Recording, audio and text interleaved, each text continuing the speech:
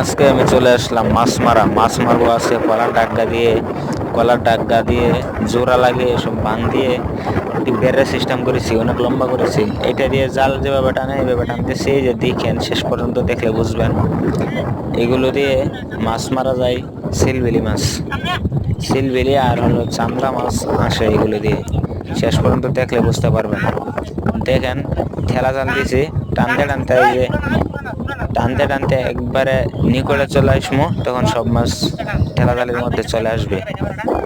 তো ধৈর্য ধরতে হবে। টানে এই যে কাছে উঠছি, এই যে দেখেন একবারে জালের নিকটে চলে আসেছি।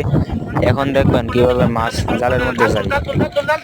তারপরে তারপরে জাল তোলা দেব, তারপরে দেখতে পারবেন। এটার মধ্যে এই খাওয়ার মধ্যে ভালো মাছই পাইছি, প্রায় 300 গ্রাম মাছ হবে। তো সাবস্ক্রাইব করে পাশে থাকবেন, অনেক কষ্ট করে ভিডিও করি।